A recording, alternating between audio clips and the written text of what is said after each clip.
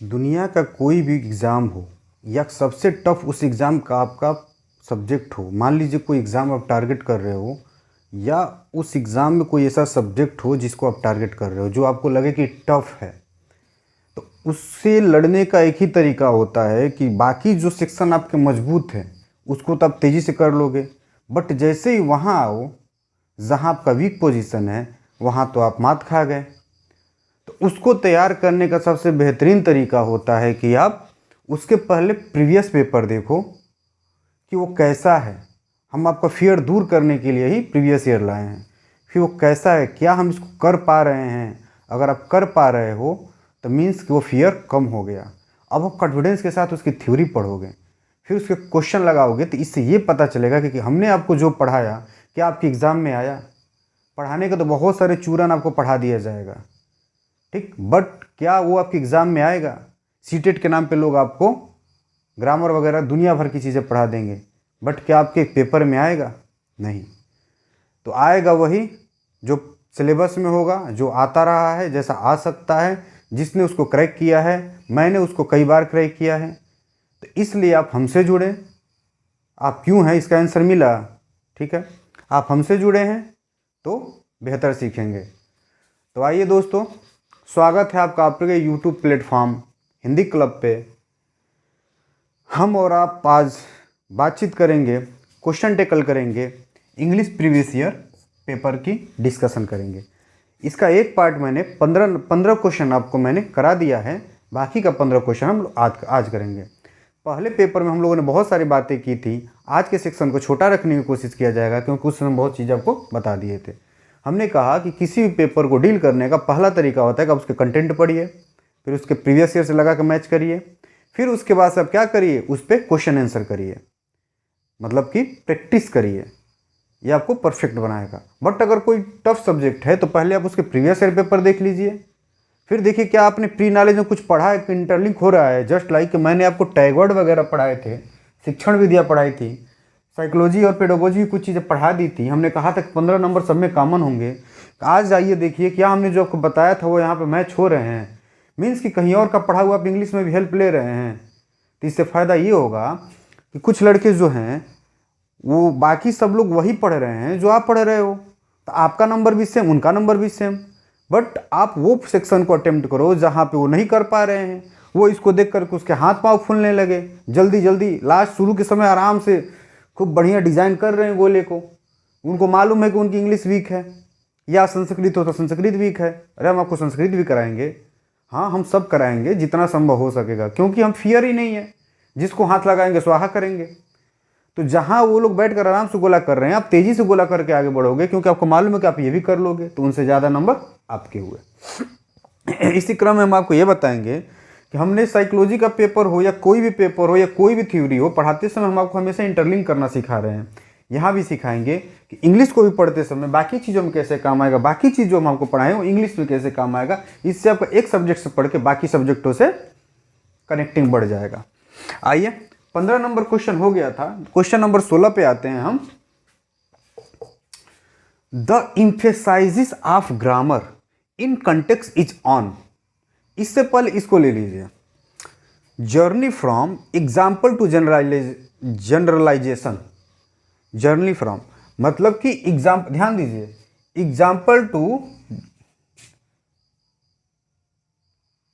Example से generalisation की तरफ। मतलब हमने क्या आपको पढ़ाया था कि आपको हमने पढ़ाया था ना, याद करिए, टैग शिक्षण वीडियो में मैंने आपको पढ़ाया था। देखिए कैसे कैसे काम आ रहा है यहाँ पे।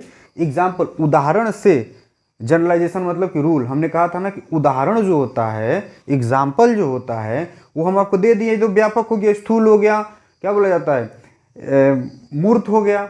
अब अमूर्त की तरफ जाएंगे, अब स्थूल से सूक्ष्म की ओर जाएंगे, एब्स्ट्रैक्ट टू कंट्रैक्ट की तरफ जाएंगे, तो एग्जाम्पल से रूल की तरफ जाएंगे। तो इसको हम रूल भी कर सकते हैं, क्योंकि रूल को जनरलाइज किया जाता है। तो जर्नी फ्रॉम, जा रहे हैं कहाँ से, एग्जाम्पल से जनरल की तरफ, एग्जाम्पल से रूल, इसको आप रूल समझ लो। थोड़ा सा पकड़ना पड़ेगा। अब आप देखिए क्या हमने आपको ये पढ़ाया नहीं है दूसरे सब्जेक्ट में, टैग वर्ड वगैरह शिक्षण विधियों में। एग्जाम्पल से रूल की तरफ जाएंगे तो कौन सा होता है, आगमन विधि। आगमन विधि को इंग्लिश में क्या कहते हैं, इंडक्टिव विधि। डिडक्टिव होगा नहीं, ये होगा नहीं, ये होगा नहीं, इंडक्टिव विधि। ईजी चीज़ें आ रही हैं। यही है, फियर भाग जाएगा, क्वेश्चन सॉल्व हो जाएगा। ठीक, आगे बढ़िए। द इम्फेसाइजिस ऑफ ग्रामर, इम्फेसाइजिस मतलब होता है बल देना, ऑफ ग्रामर, ग्रामर पर, इन कॉन्टेक्स्ट इज ऑन। कुछ टॉपिक्स जो आपको हम पेडागोजी में नहीं पढ़ाए हैं, मतलब आज तक हम अभी तक हम आपको थ्योरी नहीं पढ़ाए हैं इंग्लिश के पेडागोजी में, बट यहाँ से आपकी वो थ्योरी भी कंप्लीट हो जाएगी। क्वेश्चन कैसे बनते हैं, आपको जो नया लगे, ये तो हमने आपको पढ़ा दिया है, छोड़ दीजिए।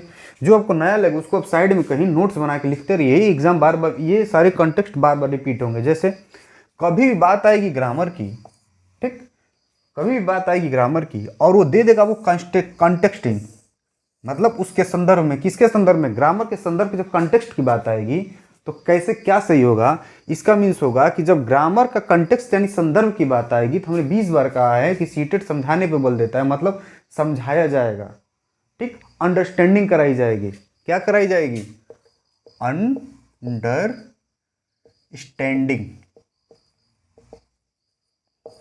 अंडरस्टैंडिंग कराई जाएगी। जब भी कॉन्टेक्स्ट की बात आएगी इसको नोट करके साइड में लिख लीजिएगा। तो अब यहां से 4 ऑप्शन पकड़िए, देखिए आपका solve. Internalization, internalizing the rule of language, internalize किया जा रहा है, पॉजिटिव है, पकड़ लेते हैं, सही है। Memorisation of rule of language, हमने कहा था आपको टैग वर्ड पर, देखिए सारे मैच करेंगे हमारा पढ़ाया हुआ, 2 ही 4 क्लास और सारे क्वेश्चन, कितने क्वेश्चन सॉल्व हो जाते हैं। पिछला भी हमने 15वां सॉल्व करके कराया था, ये भी देखिए, ये ऑनलाइन पेपर में आया हुआ है जो सबसे टफ माना गया था। देखिए कैसे इसकी धज्जियां उड़ती है। मेमोराइजेशन, हमने कहा था मेमोराइजेशन मतलब याद नहीं कराना है, ऑप्शन भी गलत। ट्रांसलेटिंग द कॉन्टेक्ट, ट्रांसलेटिंग की बात ही नहीं हमने बताई यहाँ पे। ओवर जनरलाइजेशन, जनरलाइजेशन तो रूल हो जाएगा, ओवर जरूरत से ज्यादा, तो इसको हमेशा निगेटिव माना जाता है। ये भी गलत, ये भी गलत, ये भी गलत।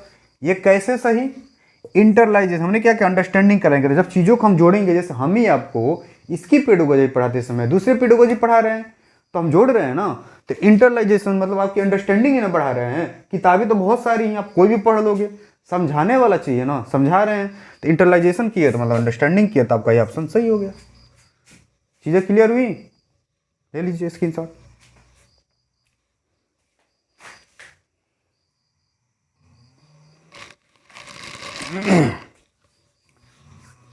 Next question,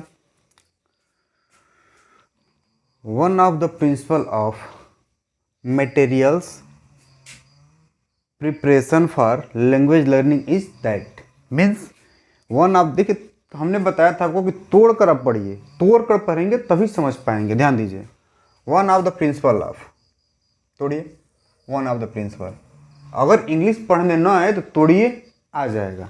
one of the principle of मतलब एक प्रिंसिपल है, ठीक, ऑफ, किसका ऑफ लगता है, का, मटेरियल्स प्रिपरेशन, मटेरियल सामग्रियों का निर्माण, फॉर, किसके लिए, लैंग्वेज लर्निंग इज, मतलब ध्यान, अब देखिए कैसे हुआ कि लैंग्वेज लर्निंग के लिए मटेरियल प्रिपरेशन का सिद्धांत कौन, इसमें से एक कौन सा है। मटेरियल लैंग्वेज प्रिपरेशन के लिए लैंग्वेज लर्निंग के लिए मटेरियल प्रिपरेशन का एक सिद्धांत कौन सा है। मतलब कि अगर आप बच्चों को लैंग्वेज की लर्निंग करा रहे हो, भाषा पढ़ा रहे हो, तो उसके लिए जो मटेरियल का आप चुनाव करेंगे, मटेरियल का आप निर्माण करेंगे, उनमें से एक सिद्धांत होगा। अब ये नहीं होता है कि इसका कोई बहुत बड़ा बड़ा सिद्धांत होता है, नहीं, इसके कुछ सिंपल होते हैं कि जो आप पॉजिटिव लीजिए ना, आप पॉजिटिव लीजिए, देखिए क्वेश्चन सॉल्व होते हैं कि नहीं। कुछ एलिमिनेट कर लेंगे, कुछ में फंसेंगे, तो वहाँ पे भी थोड़ा सा बेसिक दिमाग लगाइए, होगा। देखिए यहाँ पे दिया है कि complex material should be chosen for each age group, मतलब कॉम्प्लेक्स मटेरियल शुड बी, मतलब कॉम्प्लेक्स जटिल मटेरियल को हम लेना चाहिए ईच एज ग्रुप, हर ग्रुप के लिए, मतलब प्रत्येक ग्रुप के लिए क्या जटिल मटेरियल को लिया जाएगा। जटिल मतलब कठिन मटेरियल को लिया जाएगा एज ग्रुप के लिए, मतलब बच्चों के अकॉर्डिंगली मटेरियल को बच्चों के अकॉर्डिंग किया जाएगा कि बच्चों के अकॉर्डिंग मटेरियल को किया जाएगा। मतलब कठिन मटेरियल को नहीं लिया जा सकता बच्चों के अकॉर्डिंग। ये आपको देखिए क्वेश्चन द्रव्य शिक्षण सामग्री में बार बार आता है, ध्यान दीजिएगा। शिक्षण सामग्री में, टीएलएम में, टीचिंग लर्निंग मटेरियल में ये बार बार आता है। तो कॉम्प्लेक्स कभी जटिल नहीं लेंगे, बच्चों के अकॉर्डिंग हम शिक्षण सामग्री को लेंगे, ठीक।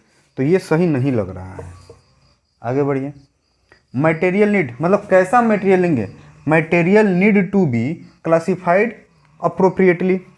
मटेरियल नीड, मटेरियल होना चाहिए, क्लासिफाइड वर्गीकृत होना चाहिए, अप्रोप्रिएटली क्रमबद्ध रूप से, मतलब कि क्रम के अनुसार अप्रोप्रिएट रूप से, सही ढंग से क्या होना चाहिए, क्लासिफाइड होना चाहिए। सही लग रहा है, इससे बेहतर ऑप्शन ढूंढ लेते हैं, नहीं तो यही सही होगा। Any kind of material can be selected. Any kind of material, क्या किसी भी टाइप का मटेरियल सेलेक्ट किया जा सकता है कि उससे उसका रिलेवेंस ही नहीं हो, किसी भी टाइप को लाओ पढ़ा दो। आपको ऐसा एग्जाम्पल दे दें जो आपसे जुड़ा ही ना हो, ऐसा कोई चीज़ लाके ग्लोब की जगह पर आपको कुछ भी दिखा के कुछ भी दिखा दे गोल चीज़ कि हो जाएगा ग्लोब, नहीं, ग्लोब से ग्लोब की चीज़ अलग ना होगी, ठीक, गलत। Material should B short and limited. Material short छोटा हो मतलब कम हो और लिमिटेड पार्ट में हो, और उसको ज़रूरत से ज़्यादा दिखाना पड़े समझा कॉन्सेप्ट समझाने के लिए तो करना पड़ेगा ना, ये भी गलत। कौन सा, ये सही हो गया कि मटेरियल कैसा होना चाहिए, क्लासिफाइड होना चाहिए अप्रोप्रिएट रूप में।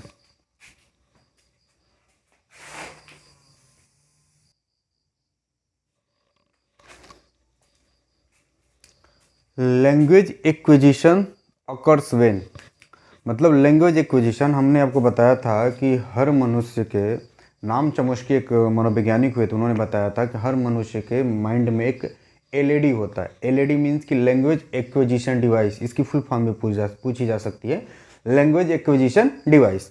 तो लैंग्वेज एक्विजिशन, अब ये बोल रहा है कि जो लैंग्वेज एक्विजिशन मतलब कि लैंग्वेज का जो हम अर्जन, इस क्वेश्चन वैसा नहीं है, हम अलग से बता दिए। ये दूसरा है कि लैंग्वेज एक्विजिशन कि हम जो भाषा का अर्जन करते हैं, ठीक, अकर्स व्हेन कब होता है, अकर्स व्हेन कब होता है। देखिए कैसे, मतलब बच्चा कैसे सीखता है, ध्यान दीजिए। चाइल्ड एब्जॉर्ब्स, थोड़ा सा देखिए राइटिंग पे काम करेंगे तो थोड़ा नहीं हो पाएगा, समझिए। Child absorbs the language without conscious attention. क्या बच्चा, मतलब बच्चा जो है बिना कॉन्शियस अटेंशन के क्या करता है, लैंग्वेज को ऑब्जर्व करता है। एक होता है अधिगम, एक होता है अर्जन। अधिगम मीन्स होता है कि अपने क्या चीज़ में, एनवायरनमेंट, क्या बोलते हैं, कक्षा कक्ष में फॉर्मल रूप से चेतन मन से, मीन्स कि कॉन्शियस माइंड से वो सीखता है, ठीक, वो मतलब स्कूल कॉलेज में पढ़ाया जाता है, वो अधिगम हो गया, उसको लर्निंग बोलते हैं। अर्जन अलग होता है कि बच्चा पैदा हुआ, उसको ना पढ़ाया गया ना कुछ, वो मन से सुन भी नहीं, मतलब कॉन्शियसली नहीं है। अब छोटे बच्चों को अब क्या, 1 साल 2 साल के बच्चे को, 3 साल के बच्चे को अब क्या डिसिप्लिन और कॉन्शियस बता पाओगे। वो जैसे जैसे सुन रहा है वैसे उसके अंदर भाषा डेवलप हो रही है, तो अर्जन कर रहा है, ठीक। अधिगम क्लास में या किसी ग्रुप द्वारा सिखाया जाना है, और अर्जन सिखाया नहीं जाना, और सुन सुन के खुद सीख लेगा। मीन्स क्या होगा कि चाइल्ड ऑब्जर्व कर रहा है लैंग्वेज को विदाउट कॉन्शियस अटेंशन। सही तो है, देखते हैं क्या इससे अच्छा ऑप्शन मिलता है, फिलहाल तो सही है, ठीक। Child is language the rules of grammar. क्या बच्चे को आप, हमने क्या कहा, ग्रामर कहाँ सिखाया जाता है, कि आप छोटे बच्चे को ग्रामर सिखाते हो 1-2 साल का, वो तो सुन सुन के सीखता है, उसको तो ग्रामर की ज़रूरत है नहीं, तो ये क्या हो जाएगा, गलत। मतलब कि एक्विजिशन में ग्रामर नहीं होता है, लर्निंग में ग्रामर होता है, ठीक। जब हम पढ़ाते हैं तो ग्रामर होता है। जैसे कि हम, हिंदी हमारी मातृभाषा हो गई, अब हिंदी को लिए हमको ग्रामर की शुरू में ज़रूरत नहीं पड़ी थी, हम तो भाषा बिना ग्रामर के भी पढ़ लिए, लेकिन जब स्कूल में गए तो उसकी ग्रामर पढ़े। हम इंग्लिश पढ़ेंगे तो उसकी ग्रामर अलग से पढ़ रहे हैं दूसरी भाषा के लिए, ठीक। Child is given the reward and punishment. बच्चों को रिवार्ड और पनिशमेंट दे के सीख करेंगे, नहीं, हमने बताया था टैग वर्ड आ गया ना एक, देखिए एलिमिनेट हो गया, गलत। The child is exposure to the language. Child is exposure to the language कि जो बच्चा जो होता है एक्सपोजर, ऑब्जर्व करके सीखता है लैंग्वेज को। देखिए ये भी सही है, मतलब 2 ऑप्शन आपको पॉजिटिव मिल रहा है। अब हमने कहा था ना कि अगर ध्यान देंगे तो 2 तो आप टैग वर्ड वगैरह से हटा देंगे, अगर कभी कभी आप 2 में फंसेंगे तो आप देखेंगे कि क्या सही है क्या गलत है। अब ये क्वेश्चन को फिर ठीक से पढ़ेंगे कि क्वेश्चन हो गया टफ, ठीक। अब ध्यान दीजिए कैसे एलिमिनेट करेंगे। लैंग्वेज एक्विजिशन होता है, ये क्या दे रहा है, ये सिचुएशन। वेन मतलब कि सिचुएशन होता है कि कब होता है, वेन मतलब सिचुएशन पूछ रहा है कि कब होता है। अब ये देखिए कि ये सिचुएशन का आंसर दे रहा है कि ये सिचुएशन का आंसर दे रहा है, तो ध्यान दीजिए। Child absorbs the language without conscious attention, ये प्रोसेस की बात कर रहा है कि विदाउट कॉन्शियस अटेंशन के प्रोसेस से, मतलब विदाउट किसी प्रोसेस से बच्चा सीख लेता है, ये प्रोसेस की बात कर रहा है, ठीक। सही तो है, अगर ये ऑप्शन नहीं होता तो हम इसको सही मानते। अब इसको पढ़िए, द चाइल्ड इज एक्सपोजर, बच्चा सीख लेता है, ये क्या है, सिचुएशन है। कहाँ से सीखता है, लैंग्वेज सीख लेता है, कहाँ से, समाज से। वो सिचुएशन में है। वेन कब सीखता है? समाज से सीखता है। ये प्रोसेस हो गया। थोड़ा आपको टफ लगेगा, एक दो बार इसको रिपीट करिएगा ना, समझ में आ जाएगा कि हम क्या बताना चाहते हैं। मीन्स ये सिचुएशन पूछ रहा है, एक मिनट, ये सिचुएशन हो गया, सॉरी, ठीक। देखिए ये वेन सिचुएशन पूछा, सिचुएशन का आंसर हो गया। आगे देखिए वेन, देखिए अगर कोई क्वेश्चन नहीं आ रहा है समझाने के बाद भी तो उसको एक दो बार खुद तर्क लगाइए, सोचिए, ऑटोमेटिक वो आ जाएगा, ठीक। नहीं तो उसका स्क्रीनशॉट करके कहीं नोट करके लिख लीजिए, कहीं और कॉन्सेप्ट आप पढ़ते रहिए कंटिन्यू। कभी ना कभी कुछ ऐसा आपको मिलेगा जहाँ से आप इंटरलिंक करेंगे तो उसको वापस आके इसको रिवाइज करेंगे ना तो समझ में आ जाएगा, क्योंकि कुछ चीज़ें बाद में पढ़ते हो फिर वापस आके वो क्वेश्चन आप जब सॉल्व करते हो ना तो लग जाता है। हमारे साथ भी हुआ है।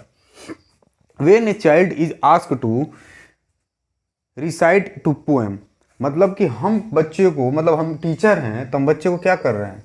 रिसाइट करा रहे हैं। रिसाइट मतलब समझ लीजिए कि याद कराने की बात हो रही है, बोलने की बात हो रही है। क्या चीज़? याद नहीं, सॉरी, बोलने की बात हो रही है कि बता कि तुम बोलो, क्या चीज़ बोलो? पोएम सुनाओ। क्या करो? पोएम सुनाओ। When a child is asked, हम जब बच्चे से किसी कहते हैं कि तुम पोएम सुनाओ, इट कैन हेल्प, यह हेल्प करता है द टीचर, टीचर को, टू असेस हर, असेस हमने बताया था ना, असेसमेंट, आकलन, मतलब ये आकलन करने के लिए क्या करता है? हेल्प करता है। कैसा आकलन करेगा इसमें? देखिए नॉलेज टू लिटरेचर, देखिए ये निगेटिव हो, हमने कहा था ना टैग वर्ड, ये निगेटिव हो जाएगा। कभी भी लिटरेचर की बात प्राइमरी लेवल पे नहीं होगी। लिटरेचर मतलब क्या? उसके साहित्य, छोटे बच्चे का आप साहित्यिक ज्ञान जानने के लिए ऐसा कर रहे हो कि तुम पोएम सुनाओ, गलत, खुद सोचिए, गलत हो गया। प्रोफिशिएंसी इन स्पीकिंग, मतलब कि बोलने की धारा प्रवाहिता, कि कितना अच्छा बच्चा बोल सकता है, सही हो सकता है। देखते हैं क्या इससे अच्छा ऑप्शन है। एक्टिंग टैलेंट, नहीं, एक्टिंग टैलेंट आप यहाँ पे किसी के पोएम से आप एक्टिंग टैलेंट नहीं देख सकते हो। एक्टिंग टैलेंट आप कहाँ से देख सकते हो? आप ड्रामा से देख सकते हो, ड्रामा करा के, या फिर आप रोल प्ले, ये होता है, ये भी एक शिक्षण की विधि है, पढ़ा चुके हम आपकी शिक्षण विधियाँ, वही टॉपिक पढ़ाएं जहाँ से क्वेश्चन बनेगा। ड्रामा रोल प्ले से करा सकते हो। कॉम्प्रिहेंशन, नहीं, उतने छोटे बच्चे का आप समझ कॉम्प्रिहेंशन नहीं कर सकते हो कि देखिए इसको लॉजिक आता है कि नहीं। सीधा आंसर एक ही होगा, क्या चीज़ बताया ना, प्रोफिशिएंसी टू इन स्पीकिंग, बोलने की धारा प्रवाहिता। कि अगर हम किसी बच्चे से पोएम पूछ रहे हैं तो क्या तुम बैठ कर कहानी की तरह नहीं पढ़ रहा है, क्या उसी लय ताल में पढ़ रहा है ना, उसी राइम में पढ़ रहा है ना, मतलब उसकी प्रोफिशिएंसी कैसी है पोएम को लेके, इसके बारे में बात हो रही है, ठीक है। लीजिए screenshot.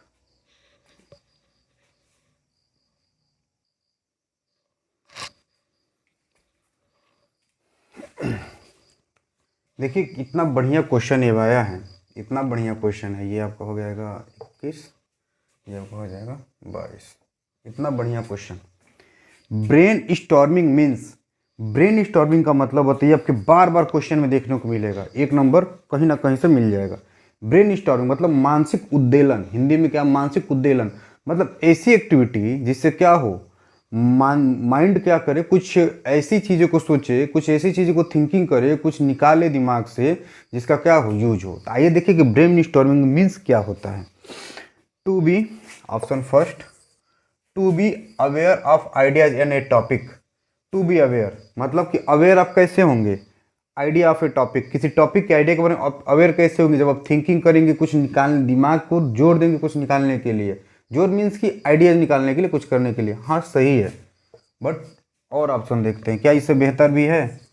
To be some mental exercise, क्या ये मेंटल एक्सरसाइज के लिए है? ऑप्शन ए और बी को देखिए, क्या मेंटल एक्सरसाइज, मेंटल एक्सरसाइज वहाँ होता है कि हम किसी चीज़ को याद कराएं, मेमोराइजेशन कराएं तो मेंटल एक्सरसाइज होता है, नहीं, टैग वर्ड से गलत हो गया, मेमोराइज नहीं कराएंगे। टू मेक इफोर्ट्स मतलब बल देंगे, टू अंडरस्टैंडिंग समथिंग मतलब ज़बरदस्ती बल दिलवाएंगे, सही हो सकता है, बट इससे कंपेयर में ये सही नहीं दिख रहा है। देखिए सॉल्व करने का ये मतलब होता है ना किसी भी क्वेश्चन को, कि हो सकता है कि एक से अधिक ऑप्शन सही हो, बट हमें जो सबसे सही है उसको पकड़ना है। टू मेक एफोर्ट, इफोर्ट कराएगा, टू अंडरस्टैंड समथिंग, नहीं, इससे ज़्यादा ये सही लग रहा है, तो ये भी नहीं, डी पे आइए। To give some kind of stimulus to brain, इसमें देखिए to give some kind of, किसी प्रकार के स्टिमुलस मतलब उद्दीपक देंगे किसको, ब्रेन को। क्या ब्रेन को उद्दीपक क्यों देंगे आप? जैसे कुछ लोग होते हैं ना कि हम आज नया आ रहा है ना, चार्जर पी लेंगे एकदम फ्रेश, माउंटेन ड्यू पी लेंगे, नदी नाले पहाड़ सब पार कर जाएंगे, मतलब माइंड को कुछ ऐसा दे रहे हैं कि वो कह यार नहीं ये गलत है, वो सिर्फ ऐड है। वो सब जब आप इकोनॉमिक्स हम पढ़ाएंगे ना, क्या क्या पढ़ाएं, मतलब पढ़ाएंगे तो बताएंगे कि कैसे मार्केटिंग की जाती है। समझ में आ रहा है ना, समझिए इस चीज़ को। मतलब ये स्टिमुलस हम नहीं देंगे, ये भी गलत ये गलत, बस सही क्या कि अवे देखिए सबसे अच्छा आंसर कैसे मिला ना, टू बी अवेयर, मतलब किसी चीज़ को अंडरस्टैंड कराएंगे, मतलब ब्रेन को काम पे लगाएंगे, अंडरस्टैंड कराएंगे, आइडिया जाने टॉपिक, किसी टॉपिक के आइडिया के बारे में। आपको पेडागोजी नहीं आ रही थी, हो सकता है आप नए हो, लेकिन जब से हम क्वेश्चन करा रहे हैं, लेंथ थोड़ी बड़ी हो रही है, लेकिन क्या आपको समझा दे रहे हैं ना पूरा का पूरा।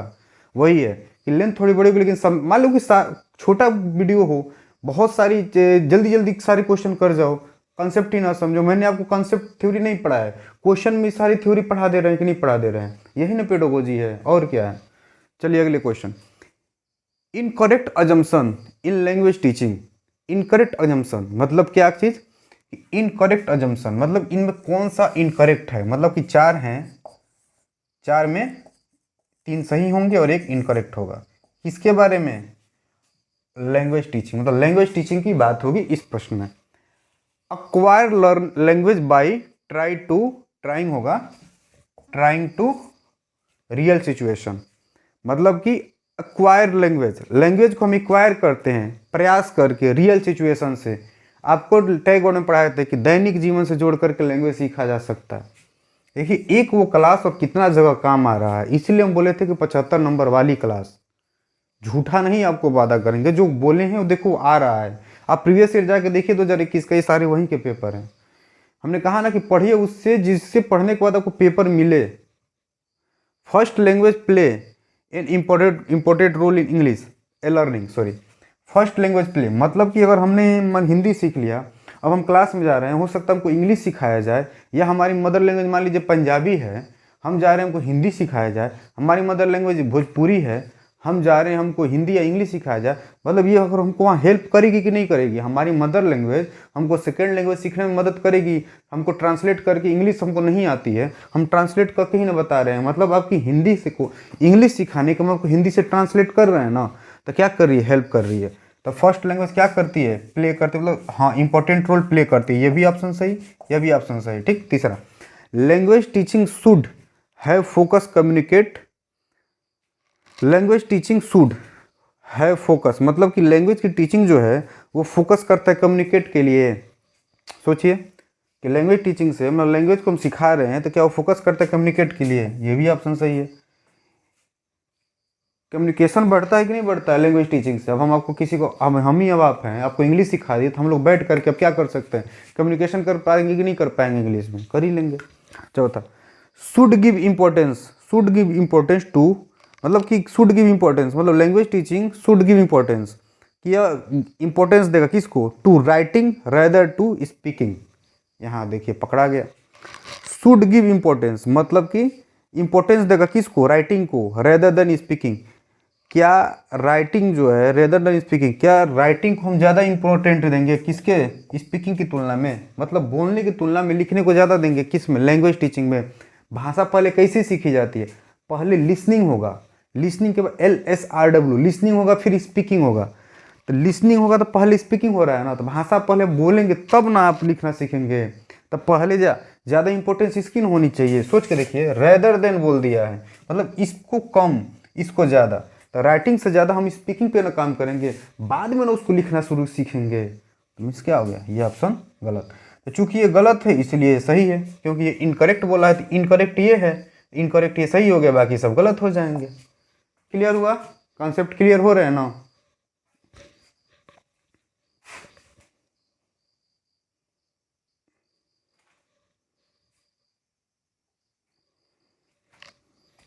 बहुत ही प्यारा क्वेश्चन, बहुत ही प्यारा क्वेश्चन दिया है। ए टेस्ट विच इज एडमिनिस्ट्रेटेड, एक ऐसा टेस्ट जो कि हम एडमिनिस्ट्रेट करते हैं at the end of a concept, मतलब एक ऐसा टेस्ट। देखिए हमने कहा ना थोड़ी, ए टेस्ट एक ऐसा टेस्ट विच इज एडमिनिस्ट्रेटेड जो हम लोग लेते हैं at the end of the concept, किसी कॉन्सेप्ट को पढ़ा देने के अंत में जब हम लेते हैं, इज कॉल्ड एन ए या एन, उसको हम लोग बोलते हैं, मतलब इस उस वैसे टेस्ट को क्या बोलते हैं जो हम कॉन्सेप्ट के एंड में लेते हैं। पहला डायग्नोस्टिक टेस्ट, दूसरा मतलब डायग्नोस्टिक टेस्ट का मतलब होता है कि निदान। निदान आप देखते हो ना, कहीं जाओगे तो कोई लैब होगा कि मतलब कुछ भी XYZ डायग्नोस्टिक टेस्ट, ठीक। मीन्स कि वो आपको क्या करेगा, वहाँ पे निदान करेगा, डायग्नोस करेगा। फिर जब डायग्नोस कर लेगा, हम आपको पढ़ाएं शिक्षण विधि में उपचारात्मक शिक्षण और निदानात्मक शिक्षण, क्लासेज कम ज़्यादा ऐसी चीज़ें बताए हैं जो काम आएगा। तो डायग्नोस्टिक टेस्ट मतलब कि निदान होगा, डायग्नोस हो जाएगा, पहले पता चल जाएगा कि आपको क्या दिक्कत है, फिर वो क्या कर देगा, उसको उपचार करेगा, रिमीडियल करेगा। तो ठीक वही है डायग्नोस्टिक टेस्ट। दूसरा है प्लेसमेंट टेस्ट। प्लेसमेंट टेस्ट में कि कहीं अगर आपको कहीं जॉब अब किसी को देनी, इंटरव्यू ले रहे हो तो नहीं होता है कि हम कहाँ प्लेसमेंट मिला है आपको, वो हो गया। अचीवमेंट टेस्ट कि आप कुछ अचीव कर लिए, उसका टेस्ट है। चौथा है आपका मेमोरी टेस्ट। ये मेमोरी टेस्ट तो दूसरा चीज़ हो जाएगा, मतलब ये तो ऐसे हम गलत मान देते हैं। इससे मतलब ही नहीं कि किसी कॉन्सेप्ट के अंदर मतलब आप रटवाए हैं तब आप मेमोरी के बारे में बात करेंगे, और मेमोरी क्या हो गया, टैग वर्ड के अकॉर्डिंग रॉन्ग हो गया। अब आइए इनमें देखते हैं इनमें कौन सा सही होगा। तो हमने आपको बता दिया कि प्लेसमेंट टेस्ट कब होता है। प्लेसमेंट टेस्ट तब होता है जब आप कहीं पे सिलेक्शन की बात हो रही है, कहीं पे जॉब की इंटरव्यू में आप कर रहे हो, तो नहीं होता कहाँ प्लेसमेंट मिला है, तो ये तो होगा नहीं, क्योंकि यहाँ क्या कर रहा है, कॉन्सेप्ट के अंत की बात कर रहा है, ये कहाँ और वो कहाँ। अचीवमेंट टेस्ट, आप कोई चीज़ अचीव किए हो, कुछ चीज़ गेन किए हो, तो अचीवमेंट टेस्ट होता है कब उस चीज़ को कितना पाए हो, ये भी नहीं होगा। बचा क्या, डायग्नोस्टिक टेस्ट। डायग्नोस्टिक टेस्ट को हम ऐसे समझाएंगे कि कॉन्सेप्ट जब हमने पढ़ा दिया, जैसे होता हमने बताया ना बीमारी के बारे में, पता करें क्या बीमारी है, तो कॉन्सेप्ट पढ़ा दिया, तब हम ये पता करेंगे कि कमी कहाँ रह गई, ये पता करेंगे कि कमी कहाँ रह गई। जब हम डायग्नोस करेंगे, पता करेंगे, क्वेश्चन पूछेंगे, तो पता चल जाएगा ये कमी रह गई, ये कॉन्सेप्ट में इस जगह पे आप लोग नहीं सीखे हो, इसलिए हम आपसे फीडबैक मांगते हैं कि फीडबैक दीजिए। अच्छा, आप लोग जो जो फीडबैक दिए हो, क्या उस पर वर्क नहीं किए हैं हम, जैसे जैसे बोले हो वैसे वैसे चीज़ आपके अकॉर्डिंग चल रही है कि नहीं, ठीक।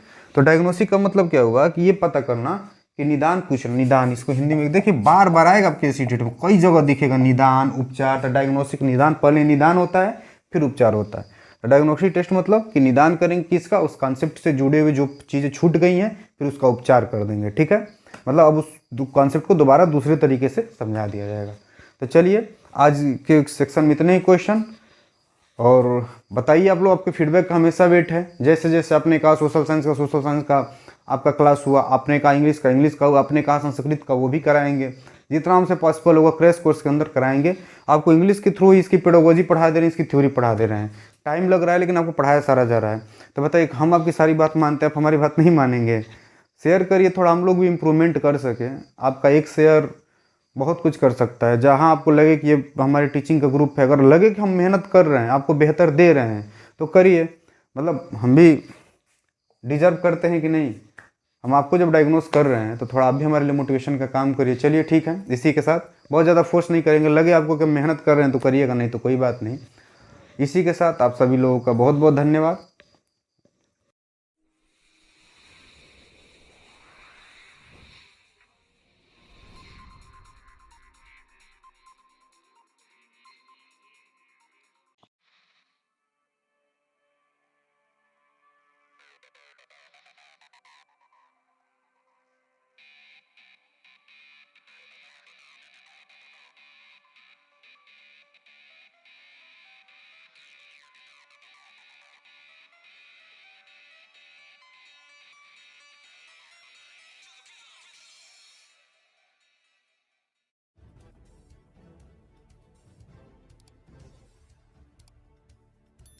सब्सक्राइब कीजिए हिंदी क्लब को, दबाइए इस बेल आइकॉन को ताकि हमारा वीडियो आपको मिले सबसे पहले। शेयर करें अपने दोस्तों के साथ ताकि वो भी इसका लाभ उठा सके। ये सब बिल्कुल फ्री है।